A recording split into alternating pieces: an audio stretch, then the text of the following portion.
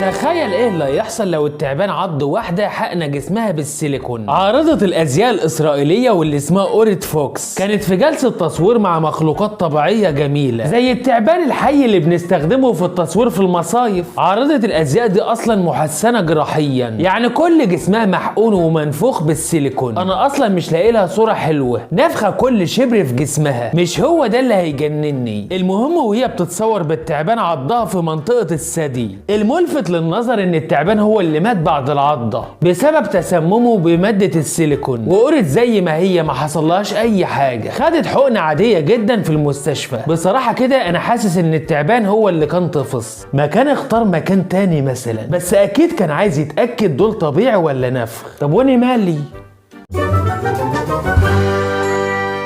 تعال معرفك على صنم او شيطان موجود في تليفونك الان. صنم التنجو او الكلب السماوي. الصنم او التمثال ده موجود في مقاطعة كيوتو اليابانية. بيطلق عليه الكلب السماوي، وهو احد آلهة ديانة الشينتو الكتيرة واللي بيعتنقها اكثر من 90 مليون ياباني. مخلوق اسطوري وغير حقيقي موجود في الفن والمسرح والادب والاعلام الياباني، لكن الثقافة الصينية بتعتبره شيطان. عمالقة اليابان وقادة نهضتها الصناعية من عبدة هذا الصنم، زي مؤسس هونداي وسوني وتوشيبا وشركات ضخمة كتير، واللي كل منتجاتهم موجودة في كل منازلنا. في كل المنازل اليابانية بتلاقي صنم التنجو. اليابانيين بيعتقدوا ان سبب انهزامهم في الحرب العالمية الثانية هو انهم ما قدموش قرابين لهذا الصنم قبل بدء الحرب، بيعتبروه اله ما قدرش حتى يحمي انفه. الصنم ده موجود في تليفونك بالايموجي ده او ده. اما ده بقى احنا عارفينه، بس ده مش صنم، عشان استغفر الله العظيم يا رب.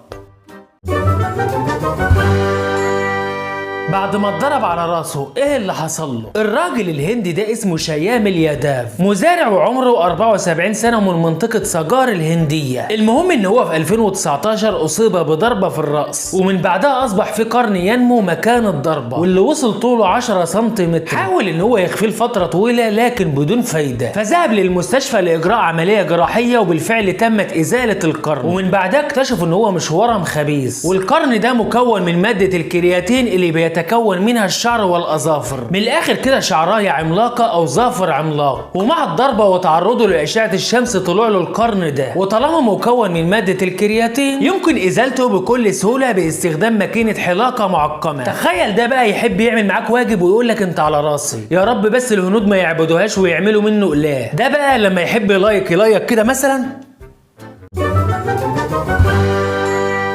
هيحصل لك حاجة بعد ما تعرف قصتها. ميرفي روجا من البرازيل لما وصل عمرها 37 سنة، وتحديدا في شهر ديسمبر 2021 والدتها صنعت لها دمية من القماش على شكل راجل، واعطت الدمية لميرفون عشان تضيع وقتها معاه، لان ميرفون كانت دايما بتشتكي من العزوبية وان مفيش شخص بيرقص معاها. ميرفون من كتر حبها في الدمية قررت تتزوجه، وعاشت معاه وكانت بتخرج وتاكل معاه، وانجبت منه 3 اطفال كمان. هي مخها كده ترلال اللي ملناش احنا دعوه. المهم من اسبوع شكت ان زوجها الدمية بيخونها مع واحدة تانية، من وقتها بتنام هي واولادها الثلاثه في غرفه منفصله، وبتقول كمان ان علاقتهم معلقه بخيط رفيع وممكن تتطلق في اي وقت، بالرغم من ان زوجها الدميه نفى الخيانه. وهي دلوقتي بتبكي ليل ونهار لانها ما كانتش متخيله ان هو يعمل معاها كده.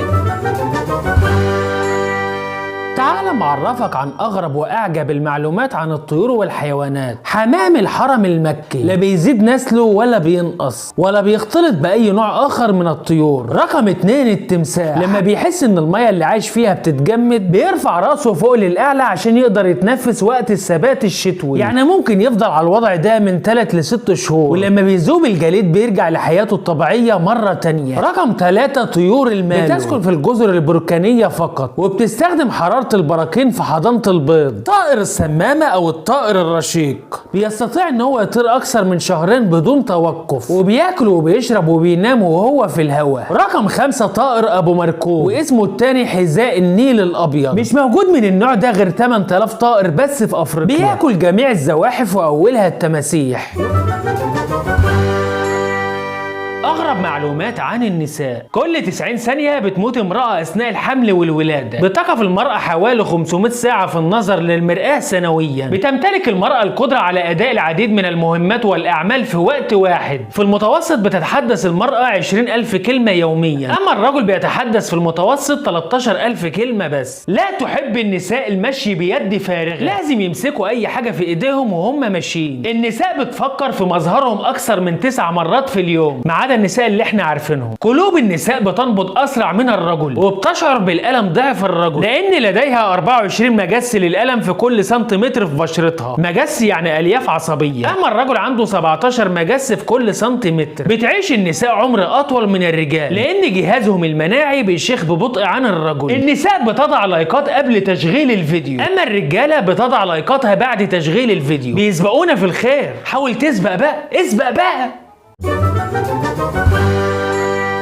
سمعت قبل كده عن مرض اسمه متلازمة البطة؟ اسمها العلمي ذا داج سيندروم، وده مصطلح شهير لحالة عامة مصاب بيها ناس كتير واغلبهم الشباب، وخاصة الايام دي بيعاني منها 87% من البشر. وبيوصف الناس اللي بتكون عندها مشاكل وضغوط ومسؤوليات كتيرة في حياتها. الناس دي بتظهر قدامك ان الحياة سهلة وزي الفل، بيضحكوا ويفرفشوا ولا اكن في اي حاجة، لكن في الحقيقة هو بيعاني وبيعيش في صراع داخلي، وكأنه بيغرق بس بيحاول ان هو يظهر العكس. طب ليه سموها متلازمة البطة؟ البطة بتبان فوق المية هادية ومستمتعة بالسباحة والجو جميل، بس في نفس اللحظة تحت المية بتكون بتعاني في التجديف وبتضرب برجليها بشكل هستيري عشان ما تغرقش. بس انت من فوق شايف هدوء وروقان وكأنها مستمتعة بالحياة، بس في الحقيقة هي بتكافح في معركة احنا ما نعرفش عنها حاجة. وما تنساش بقى ترسل الفيديو للشخص اللي في حياتك وتقول له انت بطة، بطة.